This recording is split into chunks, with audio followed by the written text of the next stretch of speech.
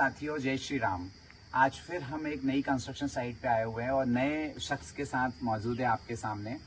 बड़े हर्ष के साथ बताते हुए मुझे प्रसन्नता हो रही है कि एक ऐसे शख्स से मुलाकात हुई जिनसे मैं 2 दिन से उनके साथ लगातार रह रहा हूं, लेकिन ऐसा अनुभूत हुआ कि उनको मैं कहीं वर्षों से जानता हूं और उनसे कहीं काफ़ी परिचय है मेरा। बड़े खुले दिल इंसान हैं शौर्य सिंह जी। शौर्य सिंह जी से मुलाकात मेरी यूट्यूब के थ्रू हुई और उन्हीं के घर पर यूपी में हम लोग आए हुए हैं, लखनऊ के पास हरदोई के पास हरिहर गांव में, जहां पर हम उनका जो घर का निर्माण है वो वैदिक घर का निर्माण कर रहे हैं, पर्यावरण अनुकूल घर का निर्माण कर रहे हैं और चूने से हम उनका प्लास्टर करवा रहे हैं। आइए उन्हीं से मिलवाते हैं आपको और उन्हीं से उनके जीवन की जानकारी लेते हैं, उन्होंने कैसे शुरुआत करी और कैसे कैसे आगे क्या क्या चीज़ें आपको है। तो नमस्ते शौर्यदेव सिंह जी। सभी को नमस्कार। आपसे मैं जानना चाहता हूं कि आप ये बताइए कि आप कौन हैं, क्या जॉब करते हैं, आपका क्या पेशा है और आप इसकी ओर कैसे आए?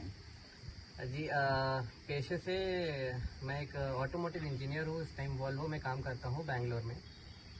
और बैंगलोर में काम करते हुए मेरा रुचि अपने भारत की संस्कृति की ओर डेवलप हुई। जी जी। तो हालांकि हमारे पास हम लोग गांव से जुड़े हुए लोग हैं पहले से, तो हम गांव से इतनी दूर दूसरे देश मतलब दूसरे शहर में जाकर के काम कर रहे हैं। वहाँ से वापस आकर के जब अपने गांव में आओ तो एक जो सुकून की अनुभूति होती है, उसको देखते हुए मेरी रुझान इस तरफ बढ़ा और फिर मैंने अपना प्लान बनाया कि इस तरीके से मैं आगे चल करके भारत की संस्कृति को देखते हुए उसके हिसाब से काम करूँगा, उसके अनुकूल काम करूँगा। उसके अनुकूल आप घर का निर्माण करेंगे और ये सब। तो सबसे पहले स्टार्ट जो हमने करी जी। वो स्टार्टिंग हमने सबसे पहले घर बनाने से करी है, जो एक वैदिक तरीके से, जिस तरीके से जो वैदिक विधि होती है उस पे जो घर बनाया जाता है, उस तरीके से हमने घर बनाने का प्रयास शुरू किया, क्योंकि इसके आगे ही हमारे और भी मकसद पूरे हो सकते हैं, जैसे ऑर्गेनिक फार्मिंग, गौ पालन जी वगैरह जी। वगैरह। साथियों, एक बहुत बताते हुए बड़ा दुख भी है और ये भी है कि ये सभी के साथ होता है, या आप में से कई व्यूअर्स जो मेरे साथ नए जुड़ते हैं उनके साथ भी होता है। शौर्यदेव सिंह जी की भावना बहुत अच्छी थी। इन्होंने अपने भारत की संस्कृति को जोड़ने के लिए और सब कुछ करना चाहा। जब इन्होंने पहली बार इस चीज़ में कदम रखा तो इनके साथ कई लोगों ने चीट करने की कोशिश करी। जिन्हें पहली बार मिले, किसी को, जिस कॉन्ट्रैक्टर को मिले, उसने हाँ तो कर लिया कि वो सीमेंट का घर बना देगा, चूने का घर बना देगा, लेकिन उसने कई जगहों पर इनसे सीमेंट का उपयोग करवाया, इन्हें हाइब्रिड मॉडल बना के दिया, इन्हें सही मार्गदर्शन प्रोवाइड नहीं किया उसने।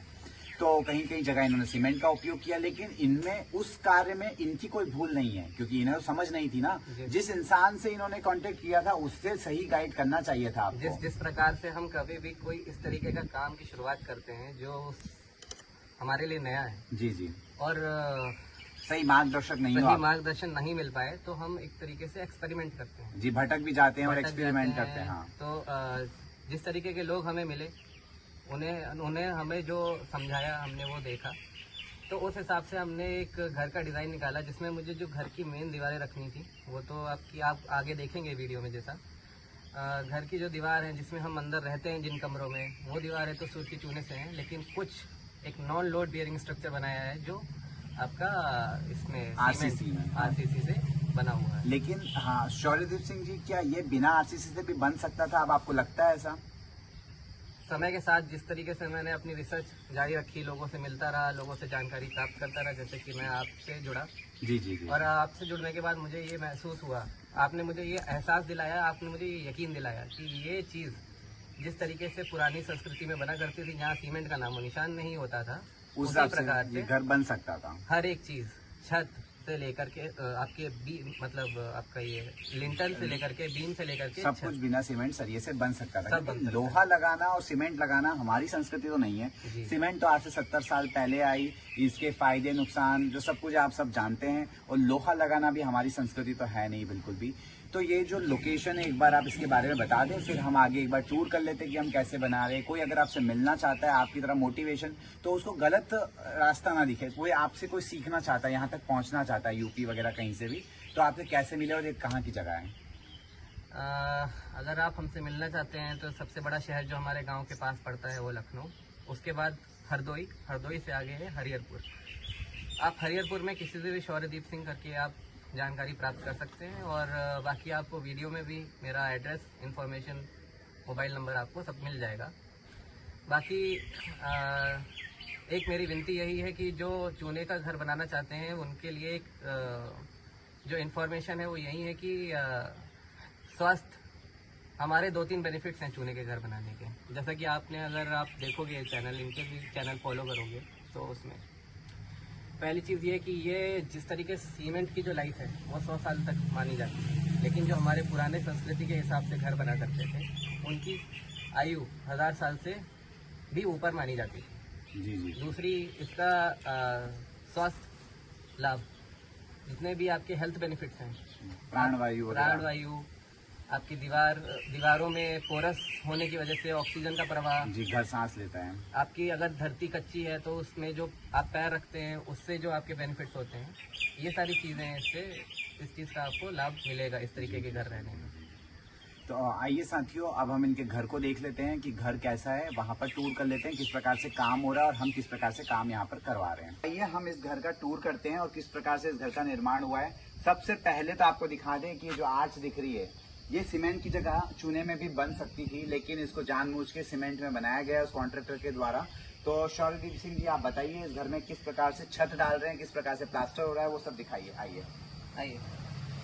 जिस तरीके से आप देख पा रहे हैं कि यहाँ पर हमने एक नॉन लोड बेयरिंग स्ट्रक्चर दिया हुआ है, सीमेंट के पिलर्स दिए हैं, आरसीसी के पिलर्स हैं। उसके ऊपर जो डिज़ाइन बन रही है ये पूरा ईंट और चूना सुर्खी से बन रही है। ये आर्क सीमेंट से बनी हुई है, लेकिन आप और अंदर देख सकते हैं। और ये आपने यहाँ पे लोहे की रॉड ला के रखी हुई है। ये लोहे के गाटर हैं, क्योंकि हम गाटर और पटिया की छत डालना चाहते हैं। इस तरीके से आप देख रहे हैं कि पूरे पे हमने बीम डाल रखी है, इसी के ऊपर ये गाटर जाएंगे, गाटर के ऊपर पटिया पड़ेगी और उसी के ऊपर सॉरी छत बनेगी। जी, ये आइडिया भी वहीं से आपको आया था, लेकिन मैं आपको ये बताना चाहूंगा और मेरे व्यूअर्स को बताना चाहूंगा कि आप लोहे की जगह लकड़ी का उपयोग करें और शाल की लकड़ी का उपयोग करें, सागवान की और सादर, 3 लकड़ियों का उपयोग करें। लोहे की संस्कृति हमारी नहीं है, भारत के घरों में कभी भी लोहा नहीं आता था, लेकिन ठीक है ये आ चुका था। उसके बाद इन्हें नॉलेज मिला, उसके बाद में इनको मिला, इनके बाद यूट्यूब चैनल मिला और इनको बाद में वो मार्गदर्शन मिला। तो आपसे विनती रहेगी आप इन कड़ियों का इस्तेमाल ना करें, आप इसकी जगह गाटर की जगह पर लकड़ियों के ब्लॉक्स का इस्तेमाल करें। एक जानकारी और ये भी है कि लोहे का जो इस्तेमाल है, जैसा कि आपने हमको बताया जी, कि जी। लोहे का इस्तेमाल हम दीवार के अंदर नहीं करते थे, एक्सटर्नल कर सकते हैं, एक्सटर्नल कर सकते हैं। इंटरनल नहीं करना है। तो उस तरीके से इसको एक्सटर्नल हम यूज में ला रहे हैं, क्योंकि हमें लकड़ी की कॉस्टिंग, हमें घर बनाने टाइम थोड़ा कॉस्टिंग मैनेजमेंट करना जी, पड़ता जी, है। जी, जी। तो उस टाइम पे कॉस्टिंग, अवेलेबिलिटी, ट्रांसपोर्टेशन, वो सारे फैक्टर्स देखते हुए हमने जो हमें किस easily प्रकार available से था, आप उस थोड़ा प्रकार चूना से। भिगो रहे हैं, वो सब चीजें दिखा दीजिए कि यहाँ चूना किस प्रकार से भिगो रहे हैं, हम कितने दिन तक भिगो रहे हैं और पहले के लोग क्या कर रहे थे, गलती वो भी बता दीजिए। ये देखिए, ये चूने का टैंक है। इस तरीके का एक टैंक हमने इधर बनाया है, पार्टीशन देके एक टैंक उधर है, एक टैंक हमारा अंदर भी बनने वाला है। चूने का इस्तेमाल करने के लिए जब भी हम कोई टैंक बनाते हैं, चूने को इस्तेमाल करने से पहले 15 दिन तक भिगो के पानी में रखना पड़ता है, और ताकि चूना खिल के आ सके। जी, उसकी गैस वगैरह सब निकल सके। पहले के लोग इनको 2-2 दिन में चूना भिगो के काम करवा रहे थे, वो बहुत गलत तरीका था। उसकी वजह से कई जगह क्रैक्स भी आए हैं। तो वो सब गलतियां ना करें, 14 दिन कम से कम चूना मिनिमम भिगोना है। अब आइए चूने का प्लास्टर देख रहे थे, चूने का प्लास्टर कैसा हो रहा है, जिसमें हमने इन्हें गाइड किया हुआ है। तो ये देख रहे हैं आप सामने, कल प्लास्टर हुआ है, इसकी मजबूती देख सकते हैं, इसकी फिनिशिंग देख सकते हैं। इसके अंदर हमने चूना है, सुर्खी है और यहाँ की जो लोकल मुरंग आती है वो मिलाया है, और गुड़ का पानी है और बेलपत्र का पानी है और इसके अंदर गोंद मिलाया गया है। ये 4 चीजें मिलाकर इसको अंदर प्लास्टर किया है। बहुत अच्छी फिनिशिंग है, बहुत अच्छा काम हुआ है। इसके ऊपर मजबूती भी अच्छी है इसकी काफी। इसी के ऊपर हम पीओपी करेंगे, पुट्टी करेंगे, जिसको पुट्टी बोला जाता है। वो मार्बल डस्ट की होगी, चूने की होगी और दही की होगी।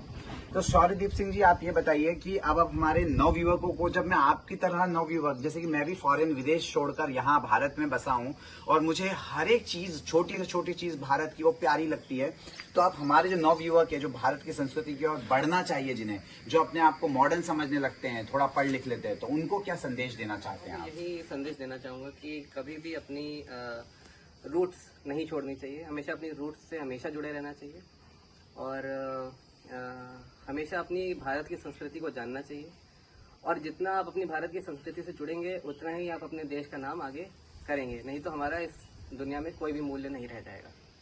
जी, धन्यवाद, आपका खूब खूब आभार। मुझे इनसे मिलकर काफी इंस्पिरेशन मिला और 2 दिन से इनके साथ समय निकाला, लेकिन अनुभूत ऐसा हुआ कि मैं इनको कई वर्षों से जानता हूं और ये एक बहुत अच्छे खुले दिल के इंसान है और बड़े अच्छा मुझे इनके यहाँ अनुभव हुआ आकर। और कोटि कोटि धन्यवाद आपका कि आपने जिम्मेदारी ली माँ प्रकृति को बचाने की और इस घर का निर्माण करने की। हम पटिया भी दिखा सकते हैं।